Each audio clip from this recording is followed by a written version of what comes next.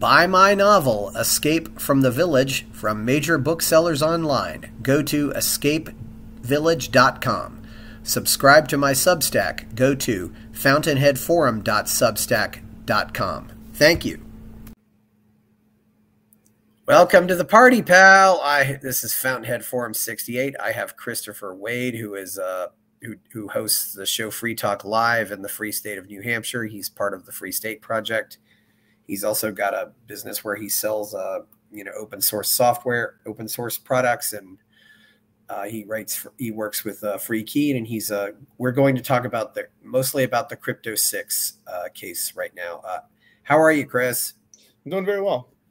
Okay, first of all, the Crypto 6, first of all, we probably get some people who don't really know a lot about cryptocurrency. Who are the Crypto 6?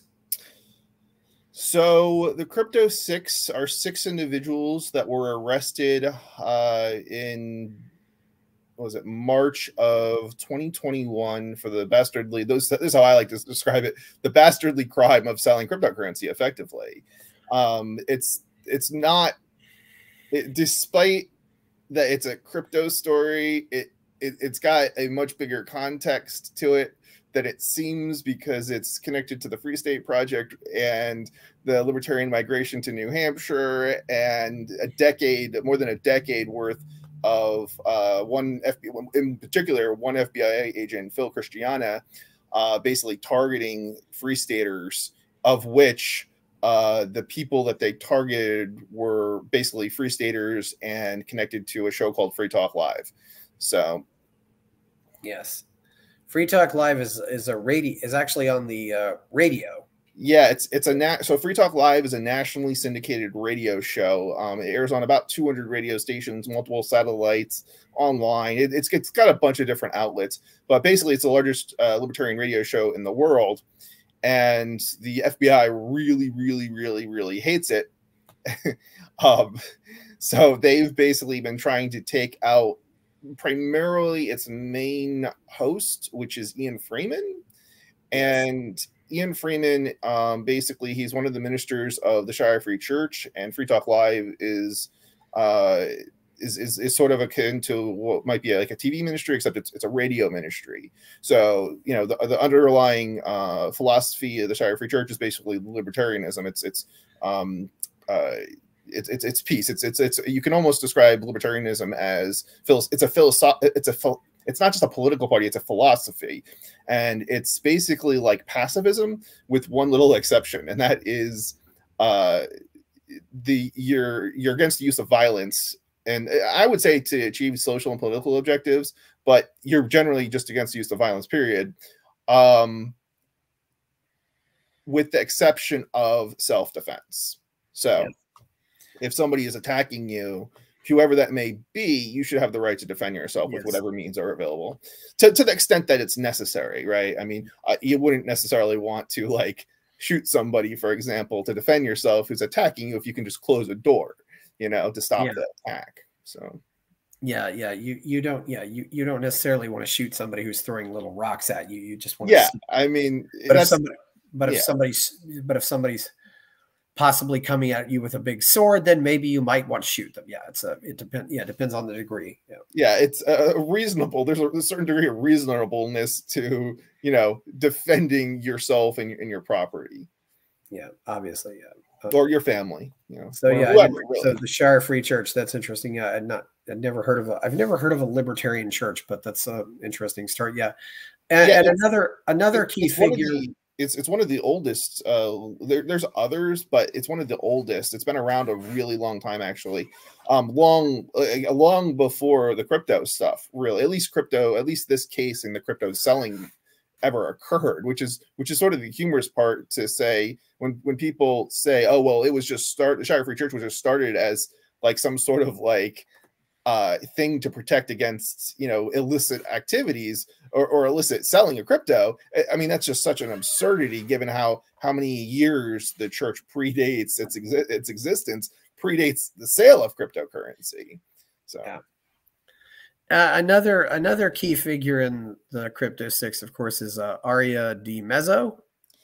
Yeah. Tell us a little about Aria. So Aria moved for the Free State Project to New Hampshire.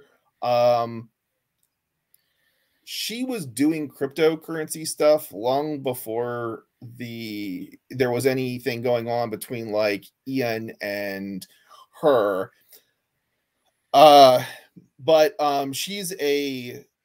she's also one of the co-hosts for Free Talk Live. And one of the things, if you start analyzing like who they went after, because here's the thing, there's lots of people, in Keene and in New Hampshire selling cryptocurrency. Why did they target the people that they did? And the reason that they targeted, I believe, the people that they did is because they're all connected to Ian and Free Talk Live in some way, either directly or indirectly. Aria is one of the main hosts. Basically, she's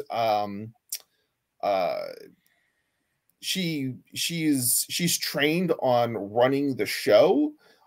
So if, like, for example, if you want to shut Free Talk Live down, the people, especially the people you want to target, are the people capable of running the equipment, running the show, and she's one of them. So there's that. There's other people here too, like for example, Colleen Fordham. I think they went after her primarily because she was the weakest. She was sort of the weakest. She's a woman. She's an elderly woman. She's the weakest person. She has no real connection to crypto. She didn't even own a crypto. She didn't even have a cryptocurrency wallet she had one at some point, but like for years, before that they raided, like she didn't even have a cryptocurrency wallet. So like the idea that like they would target her, it just doesn't make any sense. On the other hand, Chris, Colleen's husband, he was active with cryptocurrency, and I'm not necessarily saying he was selling cryptocurrency, but he was involved in promoting cryptocurrency. He partook in the Shire Free Church.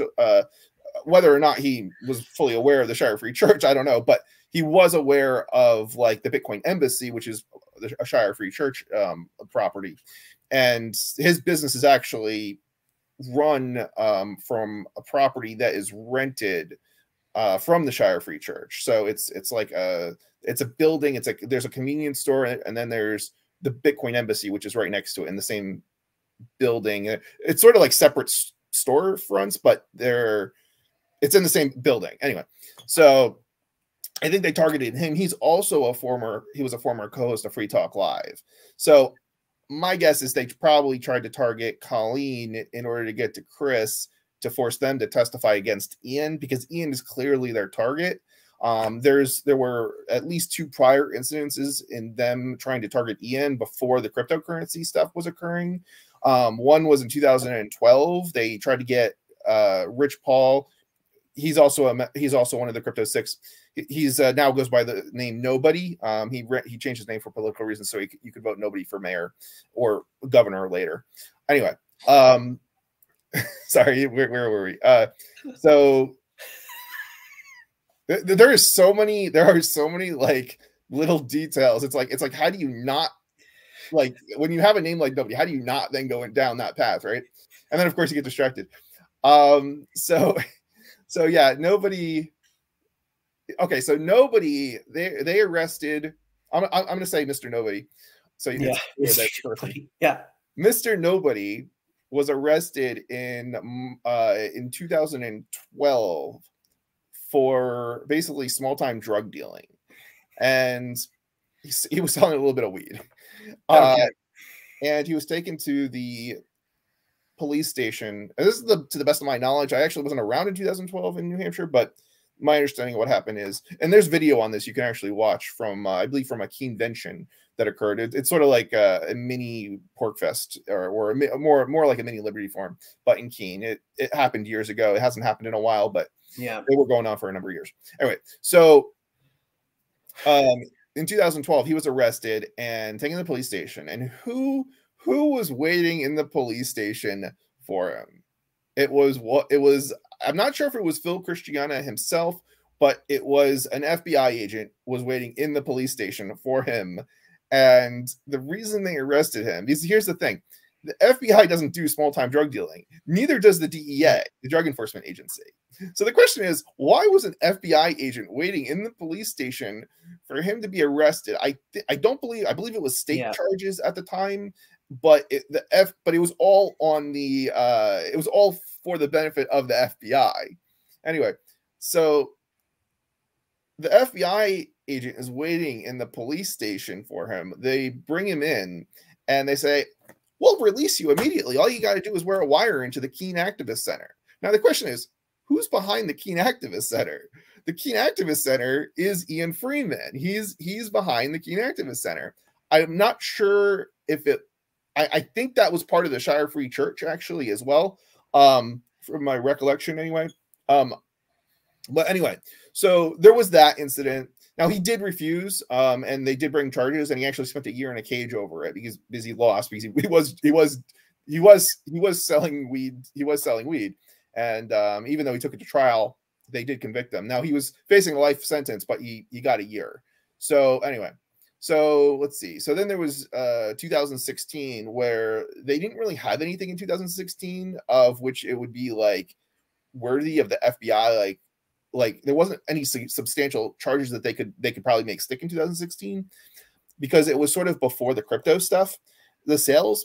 And so they basically raided Free Talk Live studio and they basically stole a whole heck of a lot of computers and equipment. And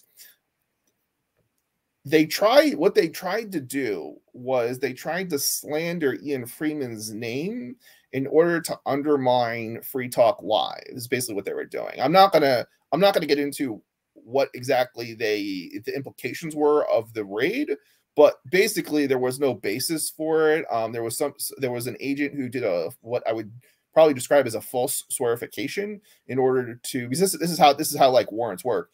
Somebody has to swear to the fact to a certain set of facts, and so some agent lied in his swearification about the set of facts, which then led to a raid over something that didn't actually happen, but the name on the internet connection was Ian Freeman.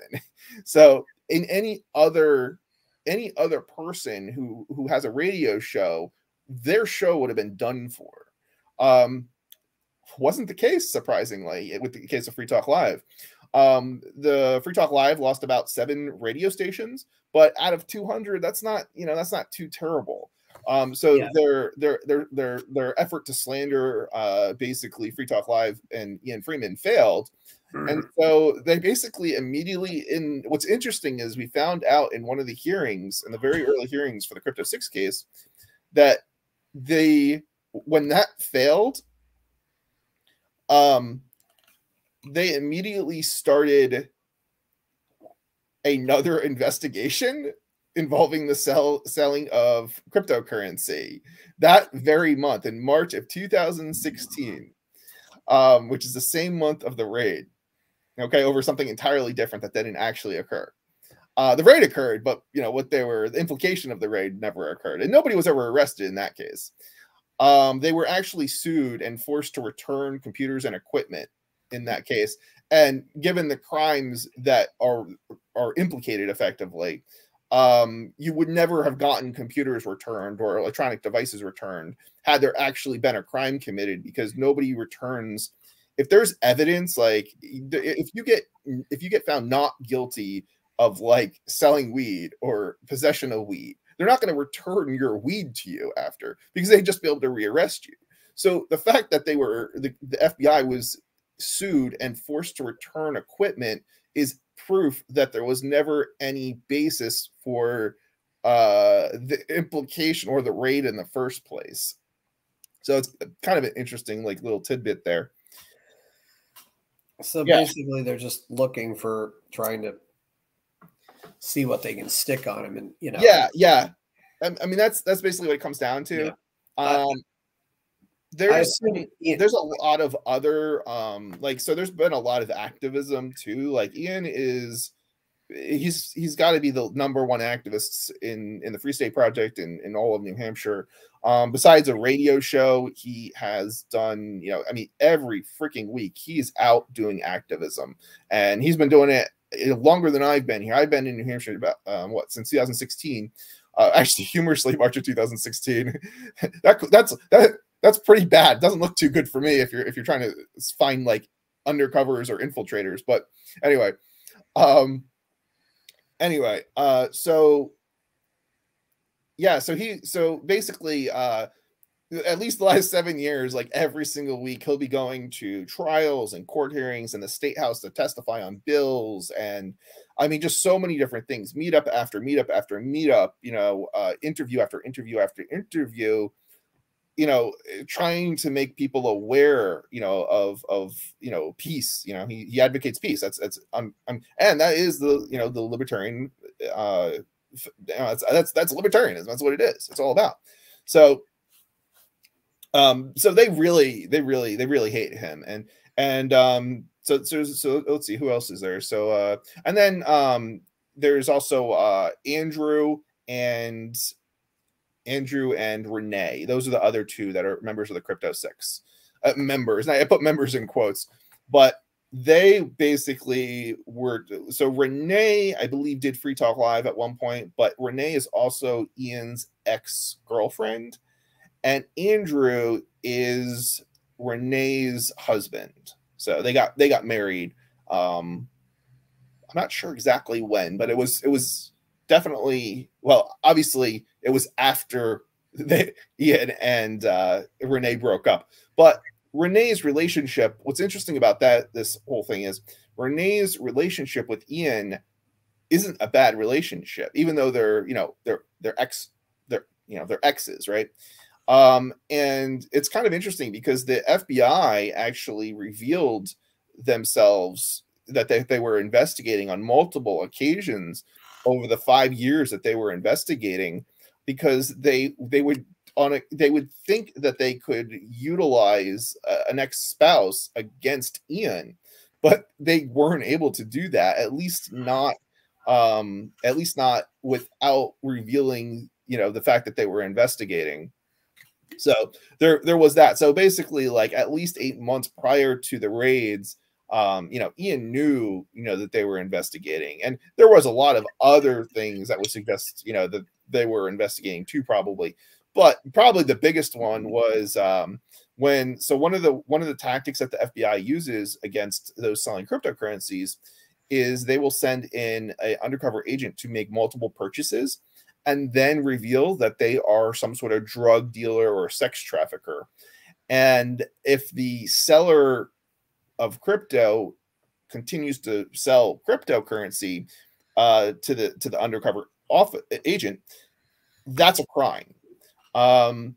So they do that basically every single time.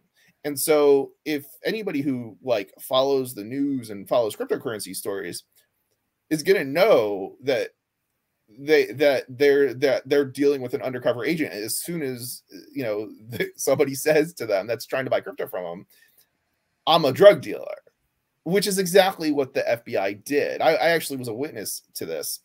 The FBI, the undercover FBI agent, came out to a cryptocurrency meetup at I believe it was Taco Biondo in Hillsborough, and every one of us that heard this conversation about how he's a drug dealer went, that's an undercover FBI agent.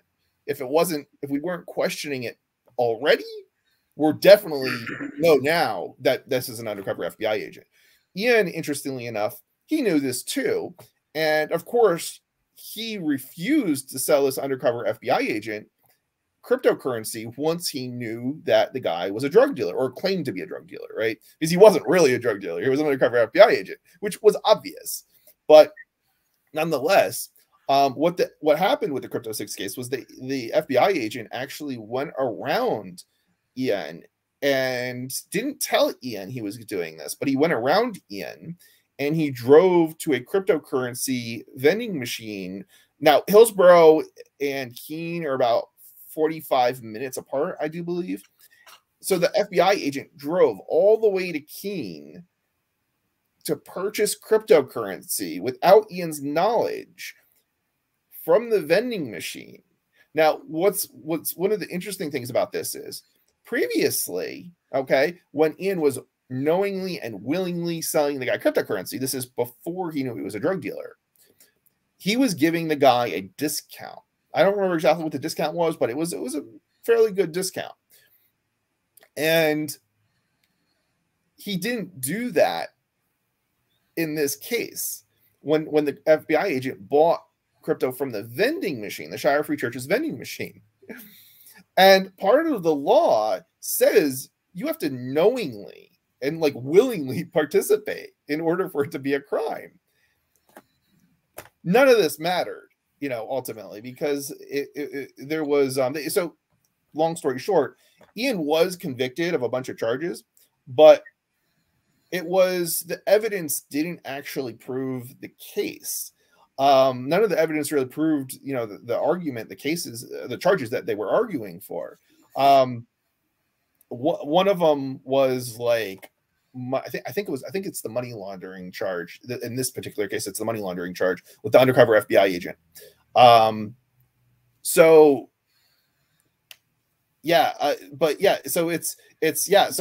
they didn't prove their case. The evidence didn't show that he knowingly sold cryptocurrency to a drug dealer, you know, so he wasn't committing money laundering. But there's also other interesting charges. So four of is it 8 charges, 7 charges, something like that, were tax evasion charges. And the interesting thing about that was the IRS agent got up on the stand under cross-examination and said he may not owe anything. This is the government's own witness stating Ian may not owe anything. And if you go back as to why he may not owe anything, it has to do with the fact that the IRS's own website says a church is not required to file, and neither is a minister of a church, so long as they basically don't have a side job, a side gig working at McDonald's. If they had a side gig working at McDonald's, they'd have to file. Ian doesn't have a side gig working at McDonald's. He is sustained by the church. So basically the government's own evidence proved he wasn't guilty of tax evasion.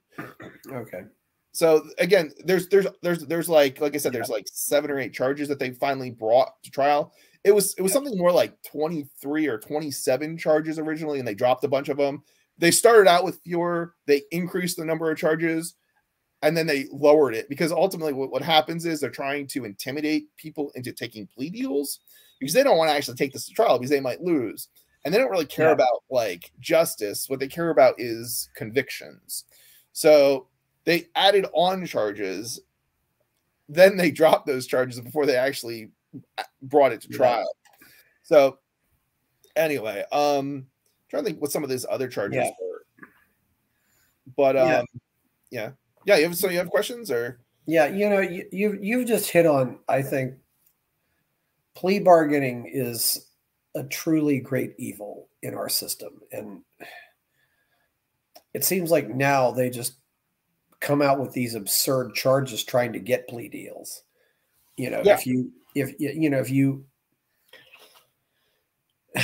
I slap somebody, they'll try to charge me with murder, and therefore, well, I didn't get murder. Well, and then the whole point is to try to get me to plead guilty to slapping somebody. I mean, that's maybe a little facetious, but that's kind of what they do. And it's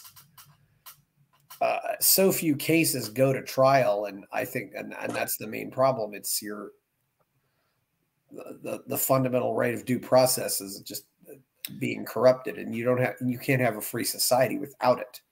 Yeah, you're definitely touching home on issues that are real. So if you start looking at the statistics, like it's not. I mean, look, I get that it's a little bit worse in in the Soviet Union. It was a little bit worse. Like, I get it, but it's not that much different in the United States. People think it is, but it's not.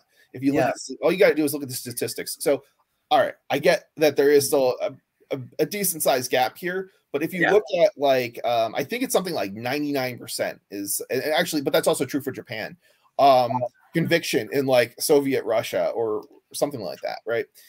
Yeah.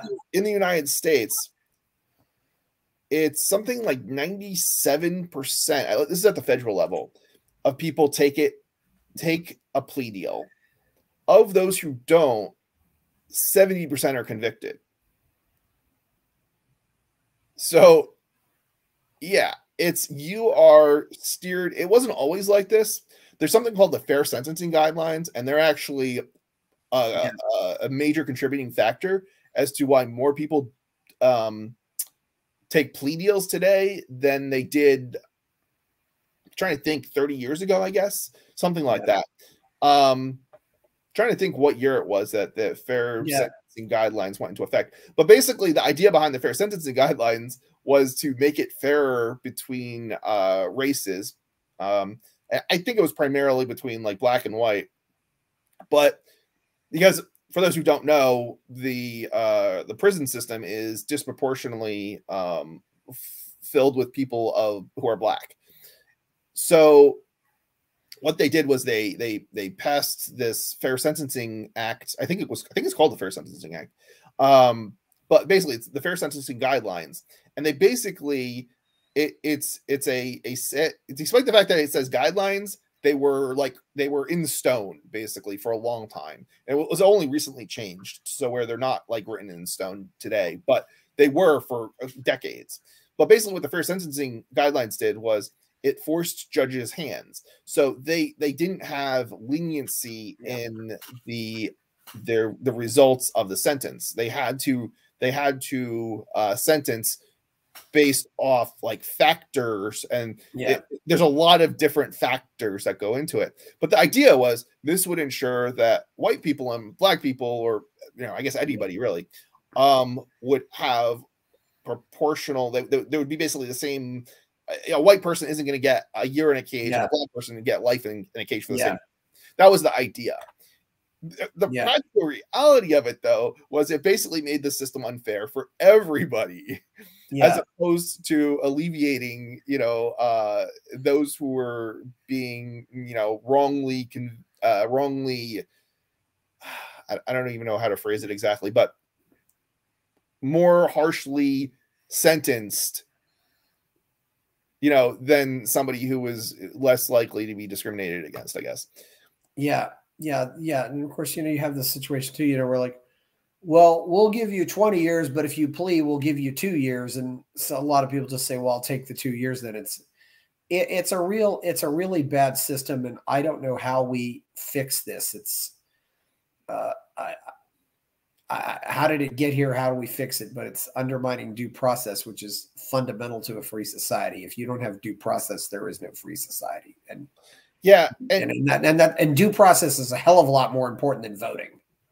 What's interesting about the Crypto 6 case too is you can actually see the coercion. I think it's probably a decent choice of words here in the system.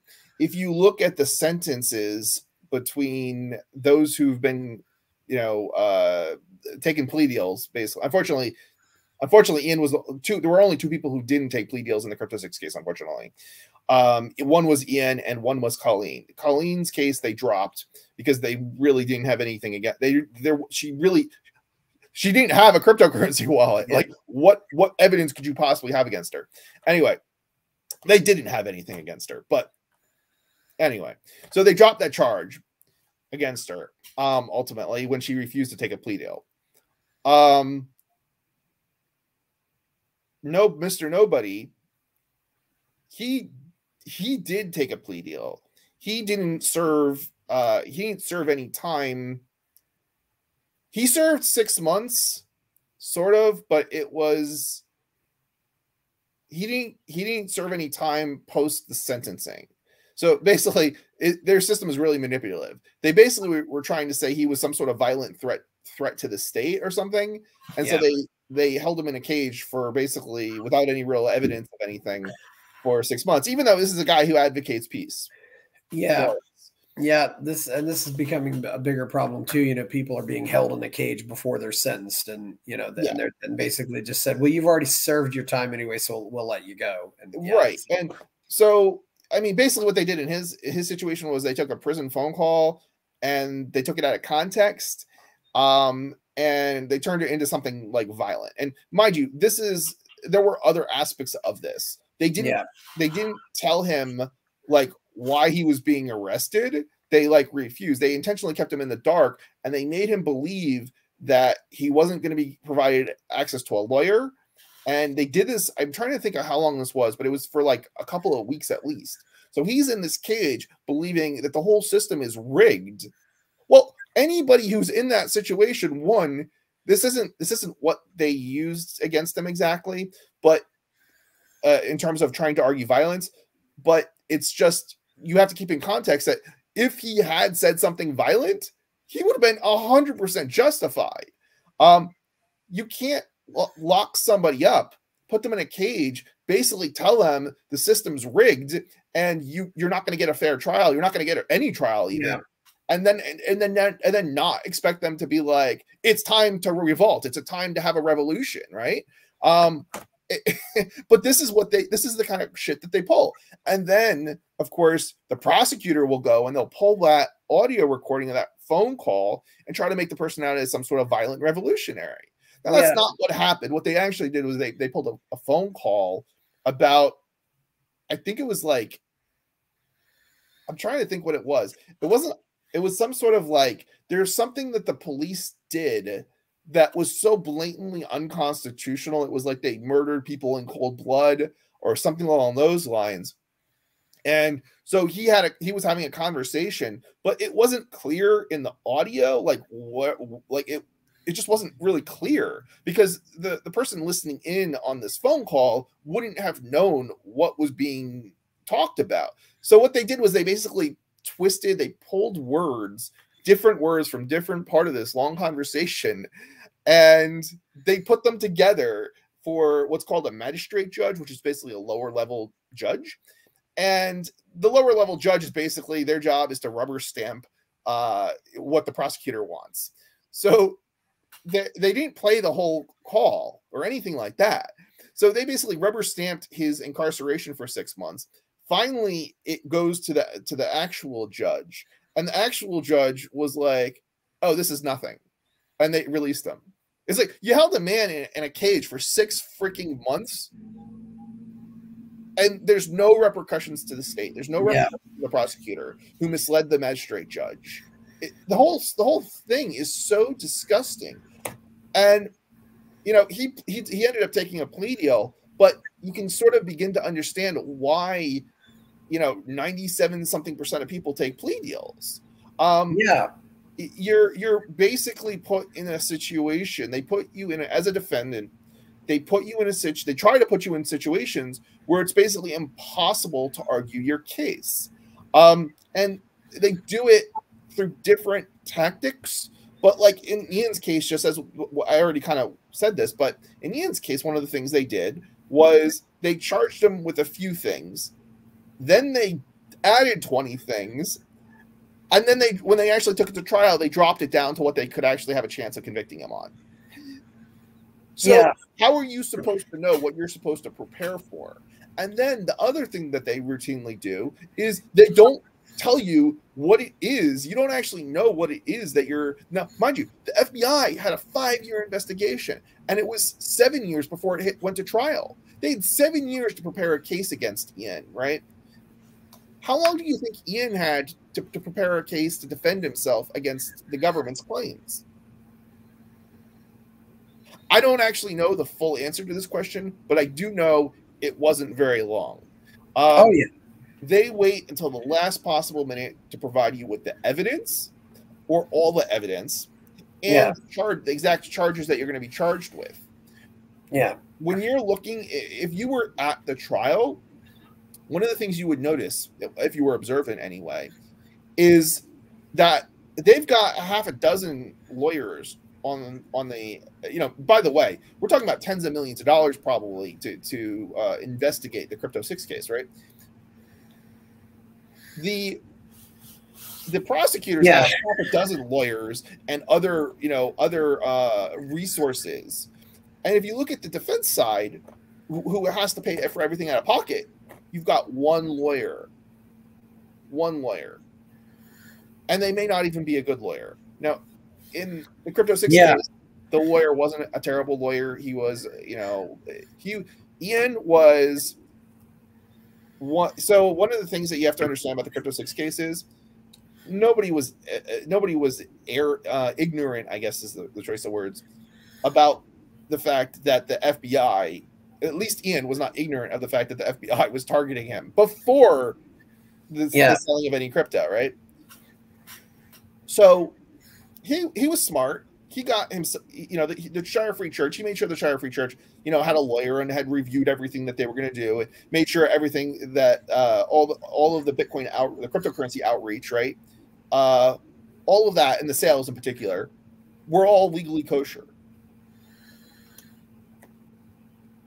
Ian worked to get laws passed, laws changed, and successfully got laws changed. And I was right there along the side when this was going on, changed to ensure that the cryptocurrency vending operations, the sales, were not being done illegally at both the state level and the federal level.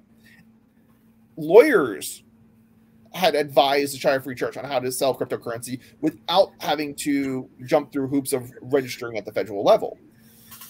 One of the aspects of selling cryptocurrency and having to register is that you're basically doing it for a profit. So in theory, if you were doing it as a hobby and you weren't charging a fee, you shouldn't have to register with FinCEN. It's called FinCEN.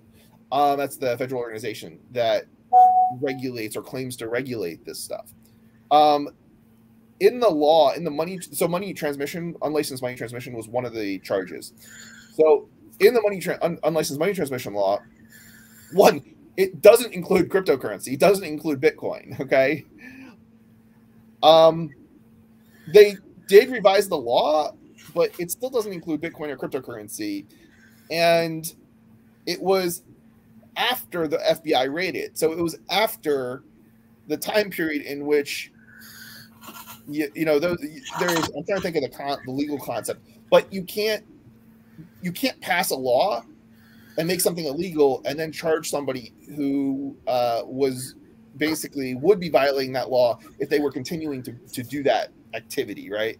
So somebody does something in 2010 that's not illegal, but then they make it illegal in 2012 and they try to prosecute them for what they did in 2010. Yeah.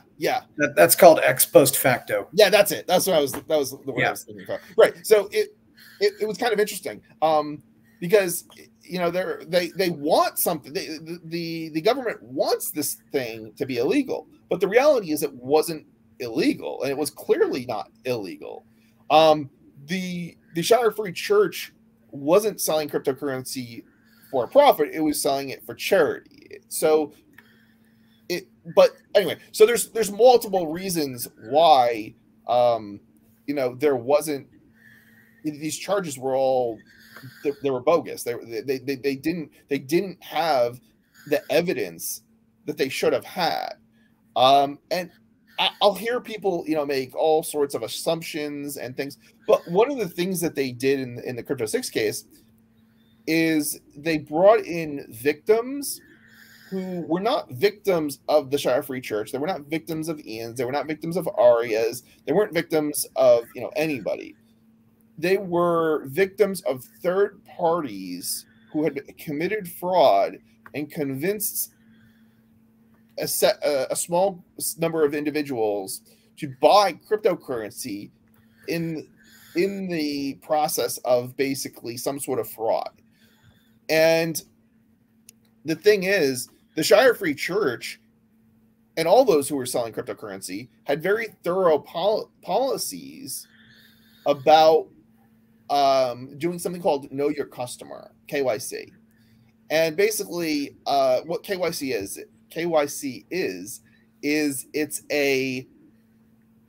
it's not defined in law exactly what you have to do, but the gist of it is you have to have a policy and then follow that policy to diminish the potential for fraud to occur, effectively, crime to occur. Okay.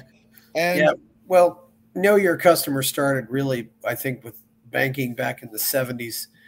And Yeah. it was, you know, the banks are keeping a dossier and watching what you do, and like, yeah, oh, why did he withdraw $10,000 in cash? You know, stuff like that. It's yeah. Well, this is exactly what it is. or why did he deposit $10,000 in cash or something like that? Where did he get that $10,000 in cash? You know, it's like KYC doesn't actually work anyway, but anyway, the basically the argument is flawed. It's this idea that if somebody is spending, you know, or doing lots of business, that they must be, you know, they must be some sort of criminal or something along those lines. But the reality is you can't necessarily distinguish purely based on the dollars going into an account or a wire transfer, whether or not there's some sort of criminal activity going on. I mean, you can ask certain questions, but if somebody's committing a crime, they're not going to tell you that they're a drug dealer. They're not going to tell you, you know, they're going to tell you something else. So KYC doesn't really work. Well, I think they're doing it just for tax purposes. Really, they just want to know where the money's coming from. You know, I mean, if you got somebody there who's always doing, you know, construction work and just getting paid cash all the time or something like that. Yeah, I mean, you know. Yeah, it's a kind of funny because there's different tactics to get around these things too. Yeah, like for example, one of them, and I you know, I'm gonna be frank. I don't know if this is like some of these things I don't know enough about them to be whether or not they actually work as far as you know, I don't know. I don't know if this would be evasion or avoidance or what. I guess it would be evasion. But if you get a check and it's made out to your name, if you sign that check and you go into the bank upon which that check is drawn on, as opposed to taking it to your own bank, the IRS isn't able to like audit that or something along those lines. Yeah, which is kind of interesting. So there's different tactics that, you know, like are used to avoid that for anyway, like the whole idea like is just so ridiculous. But let me go on and focus more on the Crypto 6 case. Yeah, you know, I've had that happen too, literally, where I will, let's say I would get a paycheck and I would, you know, do my banking at Heartland and the check came from National City Bank, and I would walk into National City Bank and said, hey, I want to cash this check. And they first asked, do you have an account? I said, no, but I said, this is one of your checks. And they said, oh, I'm sorry, there's a service charge. I was like, why wouldn't you cash your own check? There's a service charge? Yeah. I've had banks. They I've never seen that. On cashing their own checks. And what's funny, you know, too, is though, but you know, if I go to my bank and I deposit that check, and then that check turns out to be bad, they'll hit me with a service charge. You know, it's so ridiculous. I mean, the whole thing. I mean, banks not even wanting to cash their own checks. That's ridiculous. I mean, that's definitely something I've seen. Yeah. And of course, you know, it takes out a lot of processing, and it takes out a bunch of middlemen. You know, I mean, I've taken the check directly back to them. You know, it's as opposed to, you know, going somewhere else where it's going to have to go through all these channels. Yeah. So one of the other interesting things is in the Crypto 6 case, the Shire Free Church was doing extensive KYC on the cryptocurrency sales, and Ian had called every single one of the victims that they put up on the stand. And they put up, I think, like 7 victims, basically. Again, third-party victim. They're victims of third parties, not of the Shire Free Church, not of Ian. And their objective here was to basically get sympathy from the jury, to sway the jury, even though it had nothing to do with like anything that the church did or did improperly or failed to do. The evidence showed, and the victims all testified to the fact that they received a phone call from Ian and were asked about whether or not they understood what they were doing. And the reason for this is because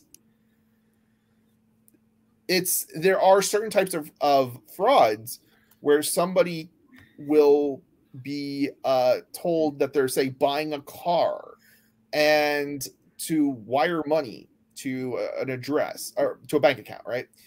And they will never receive the car, but it's called a man-in-the-middle attack. So the money is being sent would be in my example, it would be sort of like this. So the money, this isn't one of the frauds that occurred here with the Crypto 6 case, but this is just a good example. So the money would be wired to the Shire Free Church account. Shire Free Church would be like, okay, the fraudster would say, oh, I want to buy crypto, and from the church, and then the victim would send money to the Shire Free Church. Shire Free Church believes that the person is trying to buy crypto. They send the crypto to the fraud. The person who's the victim thinks they're going to get a car, but they're never actually going to get that car because they were misled. Now, they can't get their money back, and they can't get the car. So the person committing the fraud is that third party. The Shire Free Church doesn't have any knowledge of the fraud. And one of the reasons, and this is sort of what KYC kind of is, the idea of KYC is, well, it's not up to the financial institution to necessarily ask questions about every transaction. And this is what the government brought on a witness from a credit union who was responsible for the KYC at that credit union. And she testified to the fact that it's not really, they don't actually have to like check every transaction. Anyway, so the idea that Ian and the Shire Free Church was checking every single transaction, or at least every single customer, and making sure that the customer was in fact intending to buy Bitcoin or cryptocurrency, right? They were doing more KYC than the banks. And every one of these victims had to go through a bank. And the bank, unlike the bank did have to do KYC. The Shire Free Church didn't technically have to do KYC because technically the Shire Free Church doesn't fall under the FinCEN KYC laws, because remember, it's not doing it for profit. It's doing it for charity. So they weren't even required to do KYC. And the banks didn't do KYC, and they were required to do KYC. None of the victims were called by the banks. Every single one of these victims was called by Ian, and every one of those victims said they literally participated in their own fraud by saying, yes, I know what I'm buying.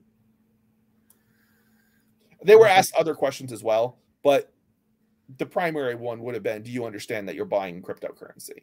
So, yeah. But they went and bought it anyway. Yeah. They bought it anyway. Yeah. I mean, at one point, I believe Ian testified to the fact that one woman, at one point, he asked the question. Now, he's not gonna know one way or the other, but he asked the question of, one of the things is that these fraudsters tell people to lie. So it's some of the questions that he asked were basically asked to try and trip up the person, the victim, if they are a victim, and admit to basically being directed to buy cryptocurrency for another person, right? So, or something along those lines. So one of the questions, if the fraudster said, oh, just tell them that you're buying it for your husband, buying Bitcoin for your husband, right? If that's what the victim was told, well, if Ian asks, do you know why you're buying cryptocurrency? And the victim says yes. And, he says, are you buying it for yourself? And the woman says, no, I'm buying it as a gift for my husband. Well, one of the questions he asked was, I hate to have to ask you this, but have you ever met your husband? Because if it was a fraudster, they would not likely have met this person. Yeah. So you're trying to trip them up. It's crazy, this idea that you're not arresting the teller at the bank when there's a victim, right? Yeah. Of fraud, and the person who's victimized used the bank to transmit money, right? Yeah. Why are you going after somebody who's merely selling Bitcoin, which isn't money? It's not even money transmission. Like, this is the problem with this. Like, it's not even money transmission. So one of the things you have to understand is money transmission. Like, the reason that Walmart or Western Union have to register as a money transmitter is because they're moving money from one location to another location on behalf of somebody else, or from one person to another person on behalf of somebody else. Okay.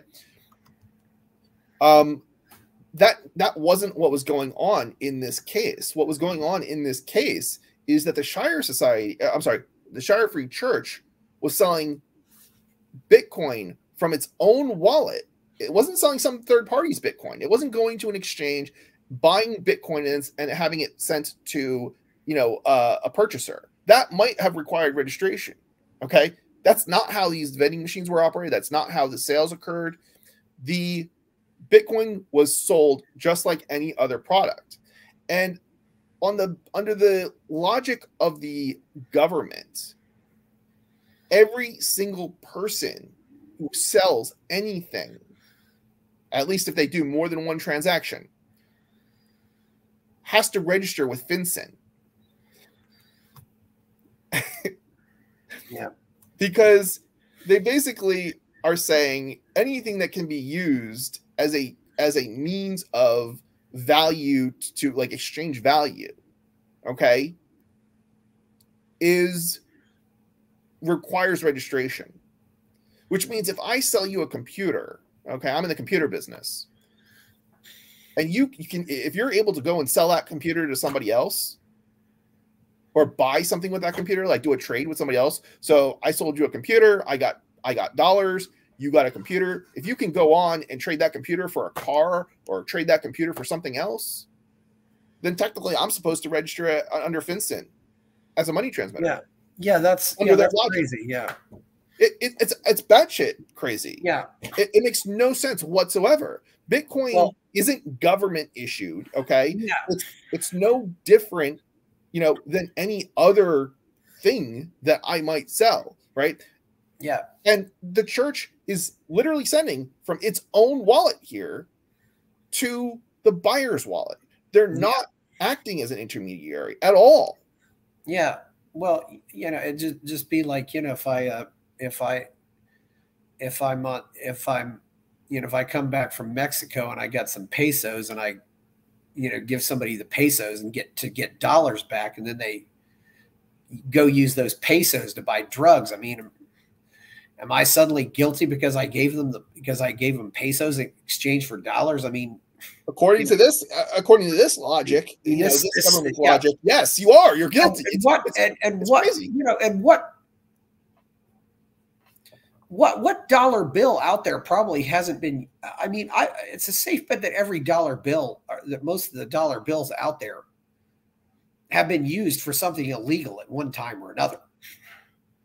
Yeah, cocaine is detectable on like some insane percentage of bills. I mean, well, probably not the small bills, but yeah, but I mean, how many? You see how dirty money is. You wonder where has that money been, because that money's been everywhere. It's even more so with with dollars don't last that long, but current coins, I mean, they last 30 or 40 years sometimes at the most. Yeah. So this is the whole thing. I mean, yeah, it doesn't. So what's the situation with Ian and Aria right now? I mean, Aria, I believe, is going to jail for 18 months now. Or... So as of like a couple of days ago, she was caged. She is in jail now. She's in prison in Massachusetts.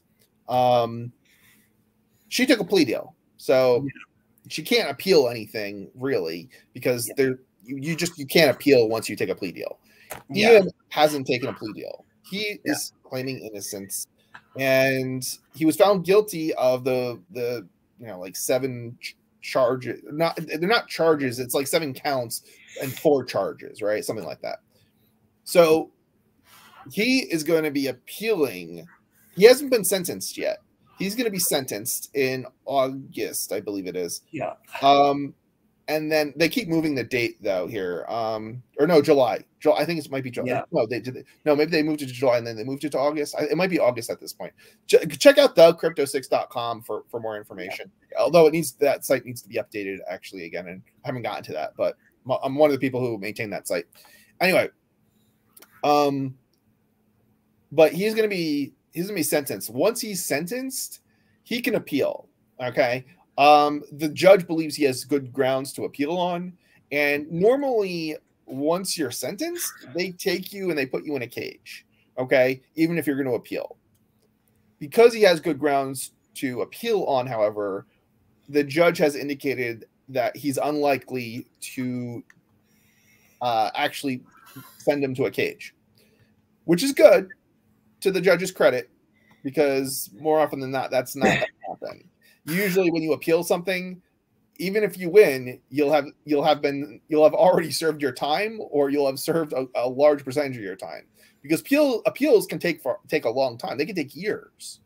And in many cases, like for example, if let's say Aria hadn't appealed and she had been found guilty, well, she got 18 months.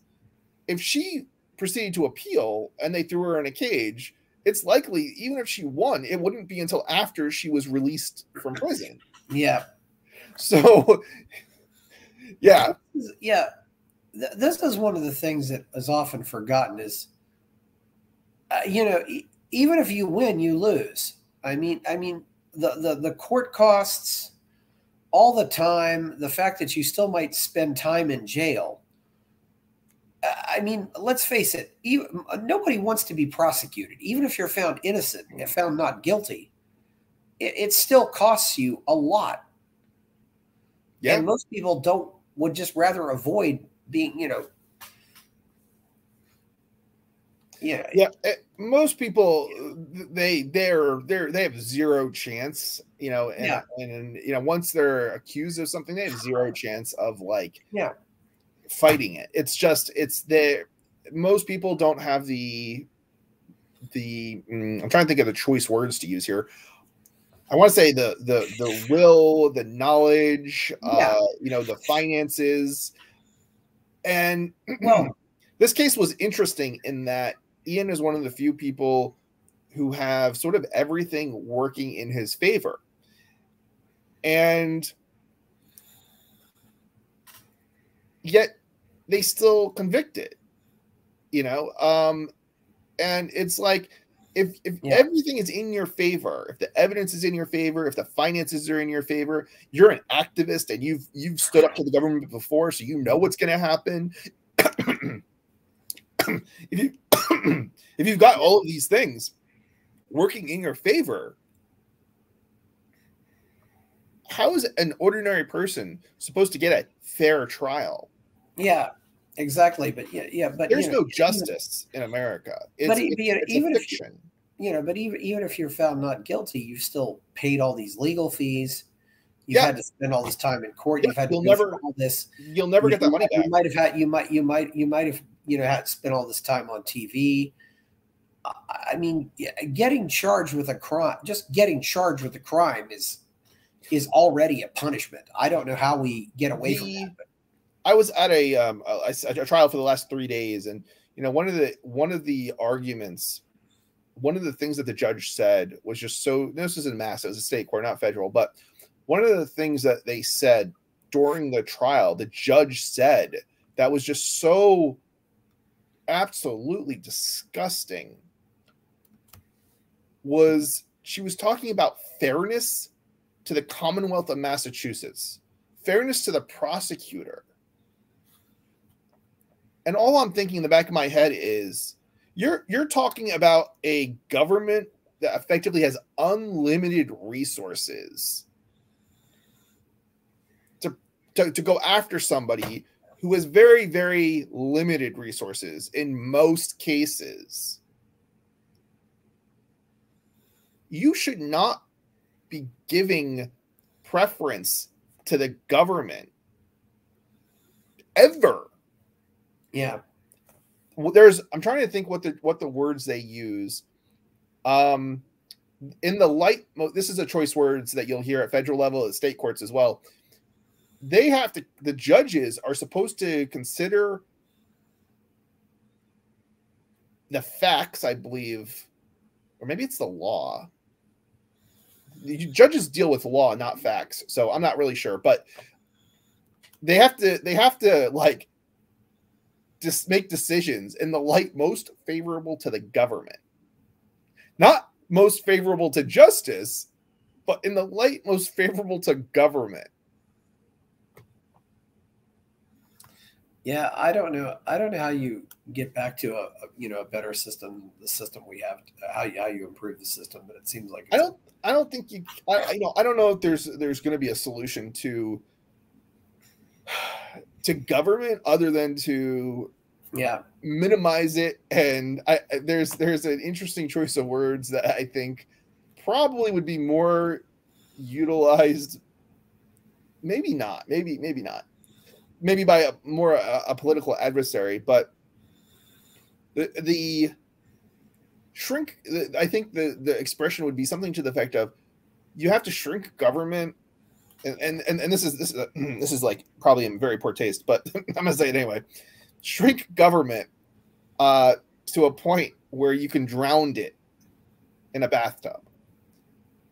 It like that's the only way, and it's, the government is effectively pure evil, and no matter what evil exists in the world,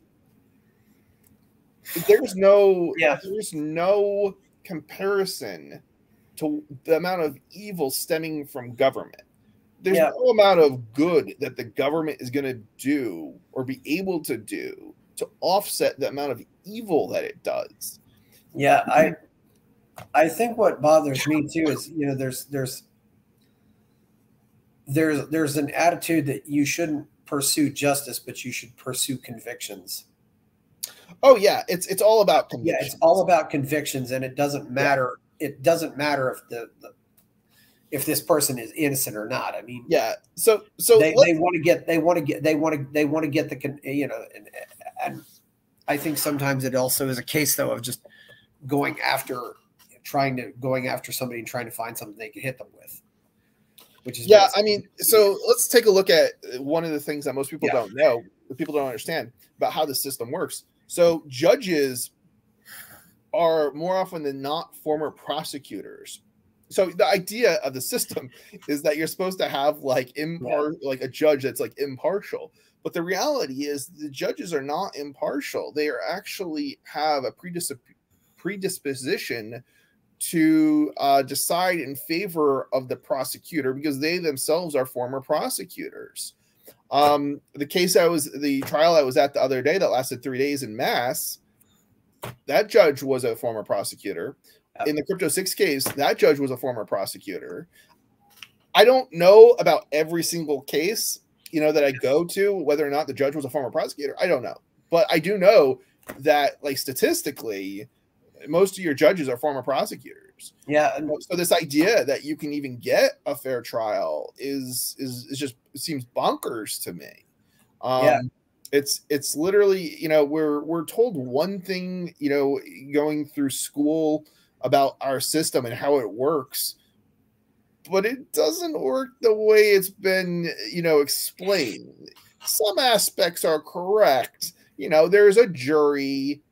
Now, mind you, most people will never get to see a jury, but there's a jury and you have the right to defend. Oh, another one is you have the right to defend yourself. It might not be wise, but you have the right to defend yourself. Yeah. Well, but if you defend yourself, you have to abide and know all of the laws up to the point that you have a law degree effectively. So in practice, unless you're a lawyer, there's zero chance that you're going to be able to have a fair trial and act as your own lawyer, even if you have the right to do so. Government in reality is always different from theory. And not just government. Lots of things are different in reality than from theory. Certainly these things we talk about and what we learn about in school is, or as a man you might know from New Hampshire, he used to talk about the first set of books and the second set of books. And the first set of books is the Constitution, and then there's the second set of books, and and once you figure out what the second set of books says, it makes sense what they do. But plea bargains, and the first set of books says you should get always get due process. The second set of books says everybody plea bargains. It's kind of interesting. So like talking about like, well, you're asking, well, what can we do about it, right? And I think there are ways to begin to fix some of these problems, and certainly I think that drowning the baby in a bathtub sort of it how do you really do that, right? I guess is kind of the question, and I think the answer is it's going to be really hard, because the reality is you've got probably at best 3% of the population that gets it, and then you need that. We have a democracy or something along those lines. I know people are going to like call me out on that, but anyway, we have some sort of representative government, right?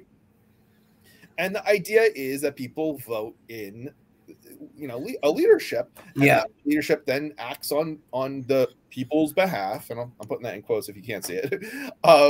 And the reality is that isn't really what happens, but to the degree that it is what happens, you can't change the system, because the makeup is always the same, right?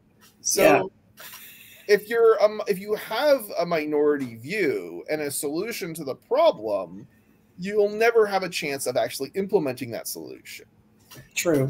And the question is, well, how do you solve that problem? I think, and the answer is, I'm not a big fan of there's a guy Jason Sorens, but he's the founder of the Free State Project. Yes, I know exactly who he is. Yes, I'm not really a fan of the guy, but he wrote an essay about how a libertarian migration could solve the problem of the Libertarian Party effectively never having any chance of actually getting anybody elected. And the idea was to move people to a region that with a small enough population where the people moving in as part of the migration in time could have a sufficient political base to impact politics. And I think that idea is sort of, I thought at the time that this was sort of proposed, the Free State Project, I thought it was kind of batshit insane. Like it's this thing that's never going to work. And it wasn't until like 2000 and I don't know, maybe it was 2014 that I realized it had worked. And it seems imaginary, but the reality is it worked. It actually worked.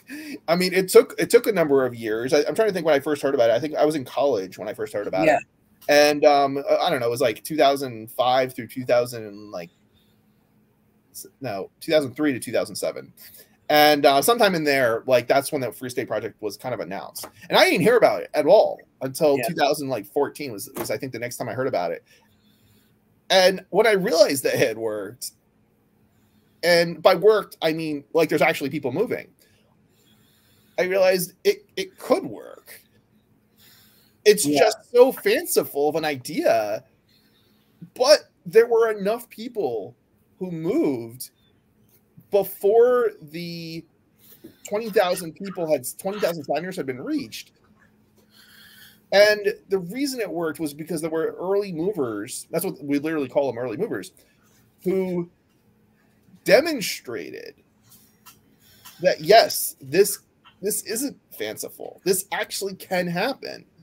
And I didn't. Now, we were right around the 20,000 signers at that. So I'm a Free State Project mover, and we were right around 20,000 signers at that time.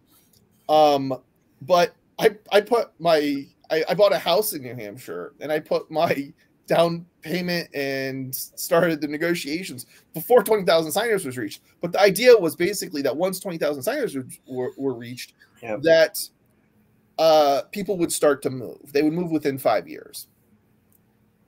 It's reality is that's the goal, right? Reality is not necessarily going to be that. Well, that's the goal.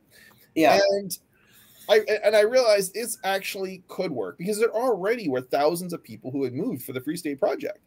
Well, the goal is more than just moving there. You're right. The goal is more than moving there, right? So the goal is to move and be active. So what do you think the Free State Project has accomplished?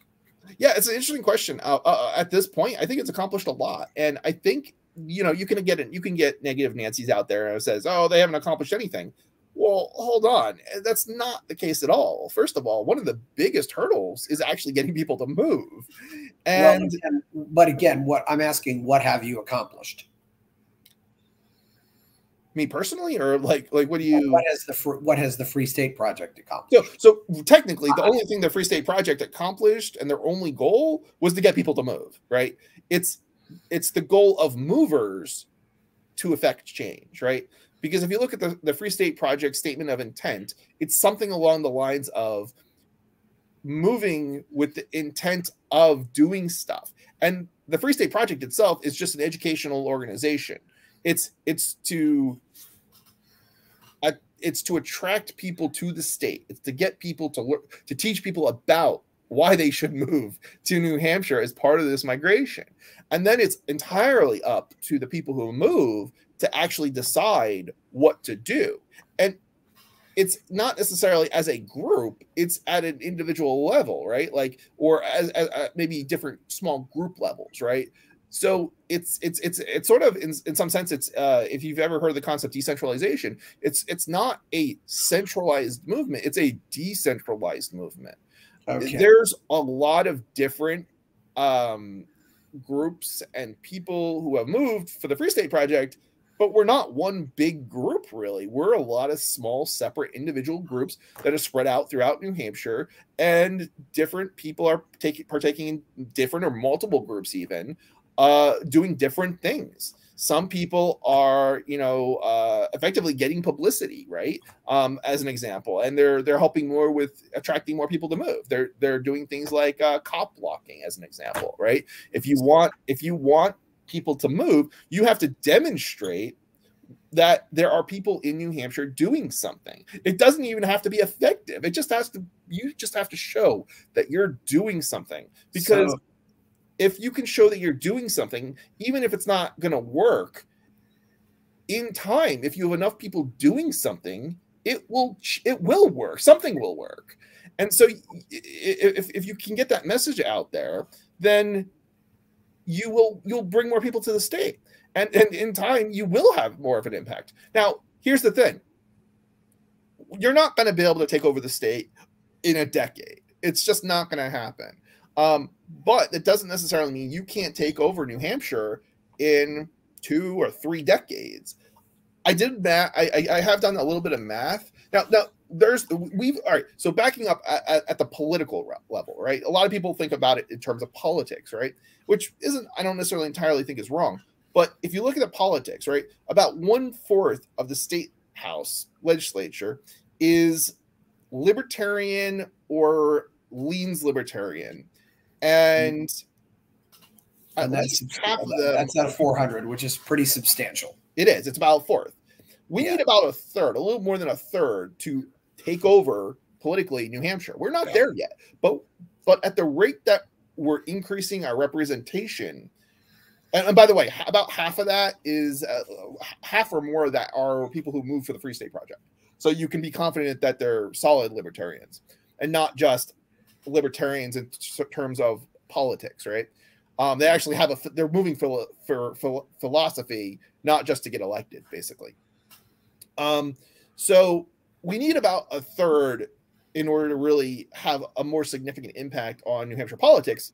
But the fact that we have a fourth, and if you look at the statistics on the increase, if the rate remains the same, we're probably looking at having a libertarian state in the next 8 to 10 years. That's great. Pretty impressive. There's been record numbers of movers every year since I've moved, I believe. And there's been a record number of, or there's been increasing representation every year, basically, since I've moved. And I've been here 7 years. So it's I think it's just a matter of time, if you're 70 years old and you move, you may not see a libertarian state in your lifetime, but most people, I think, are going to see a libertarian state in their lifetime, and that move anyway here. And it's not to say that a libertarian state is going to make everything perfect overnight. It's not. It's still going to take time. You're still not going to have 100% control, because you could still have Democrats and Republicans teaming up against the Libertarians, although they don't seem to be able to cooperate on anything. So I think it's in our favor still. But yeah. Okay. So one thing you got to ask is, getting back to the Crypto 6, where do you think cryptocurrency goes from here? Where do you think Bitcoin goes from here? Do you think there are problems do you think that crypto or Bitcoin can be hijacked for nefarious purposes? When you say nefarious purposes, are we talking about government? Because that's what I think. But I'm thinking, or are you talking about like criminals? Because I mean, it's used by. I'm talking about things like I'm talking about central bank digital currencies or something like that. Oh, okay, yeah. Or Bitcoin becoming the fiat currency. I mean, I'm talking about it being hijacked by central bankers by somebody like Jamie Dimon or somebody like Klaus Schwab. I think the answer to that question is, I don't think it can be hijacked entirely. I think that what we have is a situation where there's always going to be a percentage of the population, especially in New Hampshire, that is going to, and even around the world, it's honestly, like, I think half of our sales in crypto are probably outside the United States, right? Which is about half our business too. But anyway, but I think what it comes down to is you can, it's not, there's this thing called competition. This is one of the great things about Bitcoin, right? Bitcoin is flawed, okay? Especially the way it's being developed and maintained. Yeah. And that's okay, sort of, in some sense. And the reason that's okay and not a major hindrance or problem is that there's something called free software, open source, and people can take it and they can copy it and they can make changes to it. And if Bitcoin isn't working for you and me, because, as an example, the fees are high, and so I can't go and buy a coffee with it because it would cost too much. Because if it costs $1, for example, for a cup of coffee, $1 in transaction fees on top of the cup of coffee, yes, it doesn't work, right? That's a huge problem with crypto. But guess what? These problems are solvable, at least from a like a libertarian standpoint, in that you can fork it. And Bitcoin has been forked. There's Bitcoin Cash. Bitcoin Cash is basically accepted everywhere that Bitcoin is taken. Almost. There's, like, every once in a while I'll run into some place like that will only take Bitcoin, but it's really, really, really rare. And the fees, it solves the problem of the fees. Well, how did it solve the problem of the fees? They increase the block size. Now, I'm not saying that's the best solution, But the point that I'm making is because of competition in the marketplace, and because the code is available, because it's under certain licensing conditions, it can be forked, and these problems can be solved. And I think that the way that Bitcoin or cryptocurrencies are sort of going to be destroyed, probably, yeah, they're going to undermine people's ability to onboard, but that's not the only way to get cryptocurrency. You can sell stuff and you can get cryptocurrency. Nobody's forcing you to go to an exchange to acquire cryptocurrency. Yeah. People do it because it's the easiest way to get it, but that doesn't mean you have to get it that way. And if you think about it, there's no real reason that has to be the way people get it. It's just the way people have gotten it. Yes. Because how do I say this? People who use cryptocurrency were spread out. Outside of New Hampshire, we're spread out so thinly that it's hard to get cryptocurrency by other means. Now, I'm in New Hampshire, so it kind of changes the equation, but I think what it does is it demonstrates you don't actually have to acquire cryptocurrency through an exchange. I've never used a cryptocurrency exchange. Okay. You might, there's a possibility you might call me out because maybe I put money into like a vending machine or I don't know, something at some point, but more or less I've never used a cryptocurrency exchange. Yes. But the reason that's possible is because I'm in New Hampshire. Oh, wait a minute. I think I have used it. I may have, no, it wasn't an exchange. I bought cryptocurrency through an online website at some point pre-2014, but it wasn't through an exchange. Okay. So yeah, so I think it's probably fair to say I probably have never used a cryptocurrency exchange personally for myself, that is. Yeah. Or for my business. Yes. So what I'm trying to say is I use cryptocurrency all the time, but you don't have to go to an exchange to get cryptocurrency. When you have an employer who's accepting cryptocurrency, the employee can be paid in cryptocurrency or paid partially in cryptocurrency, right? Or if you're working for yourself, you can offer services in cryptocurrency, and you can entirely, maybe not entirely, but you can sort of get around some of these hurdles that the government is going to put in place. And it's already the case that some of these hurdles are sort of being overcome by things like peer-to-peer exchanges, which is why they're cracking down on people selling cryptocurrency, right? Because they're not going through a centralized exchange. Yeah. So, I don't think they're going to have to do a really good job on their marketing campaign to convince people that there is, and this is kind of funny that I'm saying this being so tied to the Crypto 6 situation, but I don't think that the government can crack down sufficiently to actually have an impact on people selling cryptocurrency peer-to-peer. Well, yeah, it's around the world. And the other thing too is and I mean, by the way, this is not tax advice. This is not financial advice. This is not legal advice.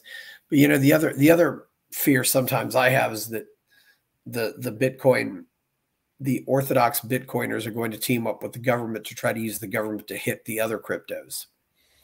Could happen. I mean, this is why things like Monero, I think, are a good direction to go. I wish I don't know, regret isn't the right choice of words here for this, but the one thing that I guess I would say I'm disappointed in the crypto space and in the libertarian sphere is that not enough people, particularly people who have done well having had cryptocurrency for a decade and have a lot of they got a lot of crypto, right? They're not putting their crypto to good use in terms of fixing the problems that need to be fixed. And what I mean by this is I'm not saying there's nobody doing it, but I think there's not enough people doing it. That's my one disappointment. And I'll give you an example of what I mean by this. So we should, especially in New Hampshire, have adopted Monero on a wide scale. All of the merchants in New Hampshire should be accepting Monero. But the reality is, while individuals within the libertarian sphere are using Monero heavily, we're not seeing that adoption extend to merchants. And part of the reason we're not seeing it extend to merchants is because there hasn't been any libertarians funding efforts to fix the problem. And the problem is there's an app called AnyPay, and AnyPay was a solution to basically Bitcoin fees going up. It kind of replaced BitPay has an app for merchants called I'm not actually sure what the app is called. It's the BitPay app, I guess, at the time. But basically it allows merchants to accept, or their employees to accept, cryptocurrency on behalf of the business without giving them access to the cash drawer. And that was replaced by AnyPay in New Hampshire by pretty much every brick and mortar merchant. AnyPay, however, solves another problem of not requiring a KYC, because you're not sending, when you use AnyPay, you're sending Bitcoin or cryptocurrencies to the merchant themselves. You're not sending Bitcoin to an intermediary. So you don't have to fill out the paperwork for like KYC stuff, know your customer stuff, right? So there's not these hoops that you have to jump through, right? So in some sense, we've already undermined the government's efforts, right? But we can go farther by undermining to undermine their efforts by putting some of that crypto, especially the more wealthy amongst us, into fixing AnyPay and adding support for Monero and adding support for probably Edge Wallet, but potentially other wallets. And that would give us the privacy and the anonymity that may eventually become, and likely is probably even to become, essential to safety in terms of attacks by governments, attacks by tyrannical states like the U.S. Yeah. Do you think people in crypto should do what Roger Ver did and just leave America and give up citizenship? Nah, I don't think so. I think the reality is the government has a lot of ability to instill fear in people, but the reality is especially the federal government, they do it by targeting select individuals who are sufficient figures to get people's attention. And the reality is, while they have unlimited resources against individuals, they don't have unlimited resources against the population as a whole. And I can think of copyright as a perfect example of this, actually. Well, it's not, it's in an alternative sphere, right?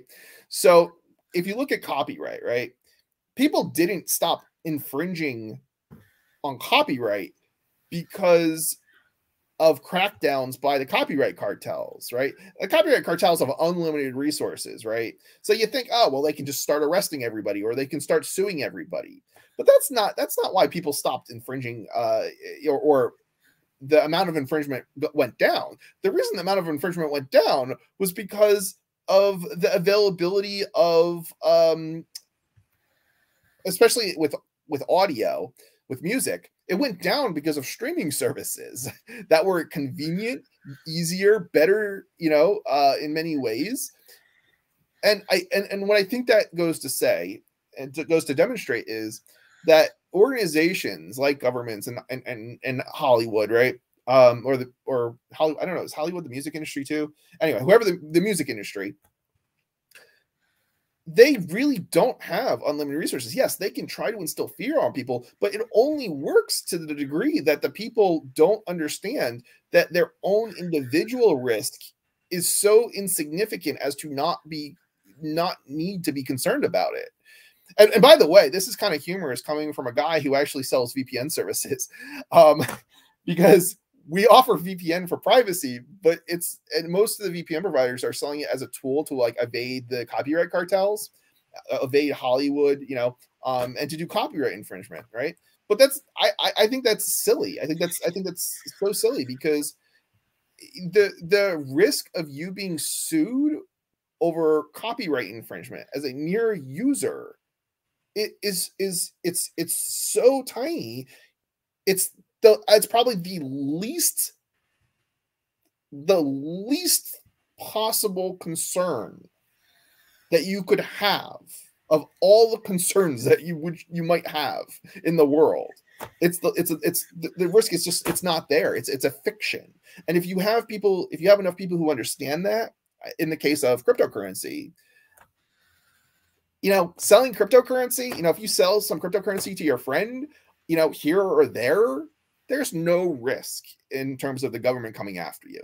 They don't have the resources to go after everybody. Yeah. All they can do is make an example out of prominent individuals like Ian Freeman in order to try and scare people who don't understand that the government does not actually have the ability to crack down the way that they want you to think that they do. Yeah, I know what you mean. They may not just have the resources. So, we've had a pretty good talk about this case. You have anything you want to say before we go? I don't think so. Other than maybe I would suggest checking out thecrypto6.com. Doesn't matter if you spell it SIX or the number 6 with it and on the domain name, but thecrypto6.com if you want to keep up with the case. Basically, there's a whole hell of a lot of interesting content already on the site. You actually can see I filmed the raid that occurred on Free Talk Live Studio the morning of March at like 6:02 a.m. ish, I believe it was. I started filming, and that video is available at thecrypto6.com. But there's links to an NBC documentary. There's another documentary that's being made. There's just a ton of video that you can get much more in-depth detail on what has happened and what is coming at that URL.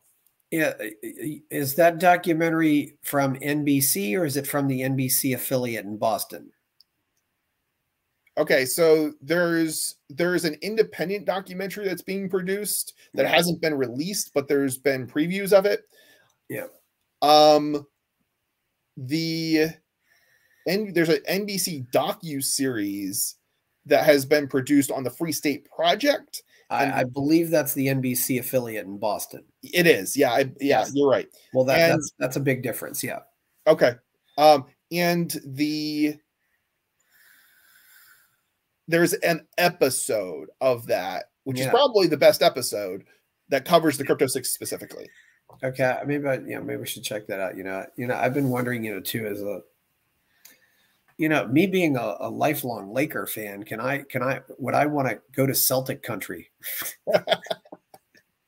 Because that is New England, right? Yeah.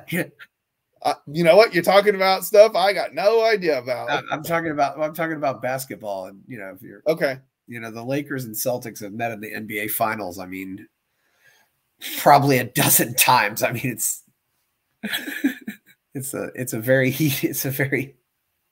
I confuse baseball and basketball and soccer and all those sports. Yeah. So I don't know, but but they love their sports in Boston. But Boston is also not. Boston is in Massachusetts, so it's not New Hampshire. But it's it's all close together. If you're, I don't know the teams up here, but I know there's one of the teams is like I very early on I was confusing Bitcoin, like some sort of Bitcoin, what looked to me like a Bitcoin symbol, but it didn't look quite right. But I always think Bitcoin whenever I see somebody with a hat with the sports team, I think it is, and I don't even know what sport it is. But is that the Red Sox? I don't know. I think it's like gold and kind of looks like a Bitcoin. No, it's the Bruins. If it's gold and black, it's the Bruins. It's probably the Bruins. Boston Bruins. That's the hockey team. Yeah. Okay. So, interesting. So it's hockey that's popular up in New Hampshire because I was gonna say I thought that was like a Boston team or some Boston like basketball or baseball or football or something. Yeah, but, well, that's one thing. When I've went to I've went to the Liberty Forum. I've went to PorcFest, and both times I flew into Boston. It was just easier to do that. I mean, yeah, I can fly. I can fly directly to Boston. Manchester's going to cost more money to fly into, and then Manchester, I'll have to change planes. So because it's only an hour away, it doesn't save any time to go to Manchester, because you end up, it's either an extra hour drive, or at least because it's usually at least 1 hour to change planes, and of course there's less options for cars and stuff like that in Manchester. So but Manchester seems like a nice little town, and that's where the Liberty Forum is. I don't know about it being a nice little town, yeah, but it's certainly a very small city. I would say the surrounding area is nice, but I don't know if I want to live in downtown like Manchester. Okay, it's kind of course, I mean, it's a dirty city. So okay, yeah, I'm sorry to hear that. And PorcFest, of course, was last week, and that's way up north in New Hampshire. You'll drive about 200 miles from Boston to get to PorcFest, and you can't. Well, a lot of people usually take RVs or campers to PorcFest. They don't really. People do fly, but they usually fly into Boston, or they fly into New Hampshire, or fly into Manchester to go to PorcFest, and then they figure out a way to get there. I didn't. As I've always told people, make your PorcFest plans about 6 months in advance. So, because lots of things fill up. 6 months in advance if you want a campsite. If you want a hotel on the campsite, you got to do it a year in advance. If you want a hotel around the corner, you might be able to get away with 8 months in advance. If you want it 5 minutes down the road, you can probably do it at almost any point. Oh yeah. All that stuff fills up. The area isn't really, I don't think, prepared to have that kind of turnout, but it just only happens once a week. But they all make the money, and it is a very pretty area too. It's a pretty scenic if you like scenery. Have you been in recent years? Because like the campground is so ill-equipped to handle so many people that they can't even maintain sufficient water supplies for people to wash their hands or use the toilet. I was there in 2021. So the porta potties were literally filled to the brim this year, because 3 days with something, I think it's something close to 4,000 people. There's not enough water. They can't pump enough water. They can't have big enough tanks to sustain that many people. I will admit that's one benefit of having a car too, is sometimes I go, I'll go somewhere else just to go use a bathroom, And what was really weird too? The Walgreens in Lancaster, New Hampshire. That was the only Walgreens I've been to that didn't have a bathroom. That was really weird. Yeah, I mean, I've certainly been in plenty of Walgreens. I've never been in a Walgreens that didn't have a bathroom. But oh well, yeah. But anyway, that is, it's actually interesting you should say that. Northern New Hampshire is, how do I say this? In New Hampshire in general, you'll find places that don't have bathrooms that you might expect in other states. And I think part of it is that the laws here, we don't have the draconian laws that say you must have this if you have that. I mean, we do to some degree, but not to the same degree that like New York or New Jersey or California is going to have those laws. So if you go into a convenience store up here, for example, there may not be a bathroom. Well, but it's also a courtesy, and I will buy something just to use the bathroom. Yeah, I mean, I'm not saying there's definitely bathrooms in most convenience stores. Don't get me wrong, but it's just that it's not necessarily the case. So if your objective is to use the bathroom, you may need to be conscious of the convenience store or the gas station that you're going to, because they may not have one. Especially exactly. I know that. Well, and sometimes if you go to a place like downtown Austin where you can't use them because they're locked half the time because there's so many homeless people. Because that's another thing that It's actually interesting, the bathroom situation, because it's probably easier to use get access to a bathroom like in Keene, for example, than it would be in most major cities, because even though we have a small homeless population, they never lock the bathrooms, and the homeless actually use the bathrooms too. Oh yeah. It's not like California where, you know, the homeless are shitting on the street or anything like that. Yeah, so it's getting that way in Austin. And, you know, and usually what happens is, you know, they'll put like a number code on the bathroom. You have to use the number code to get in the bathroom. Like, you know, it's 456 or something like that. But anyway, yeah, let's go. It's probably contributing to to the problem if you lock out the homeless from using the public or the, I don't know, I guess I shouldn't say public bathrooms, but you know, the restaurant, the bathrooms at restaurants and similar that are open to the public. Yeah. Okay. Well, I'm Chris Baker. Please like the channel, like the video, subscribe, follow me on Twitter, and buy my novel Escape from the Village. And we are out.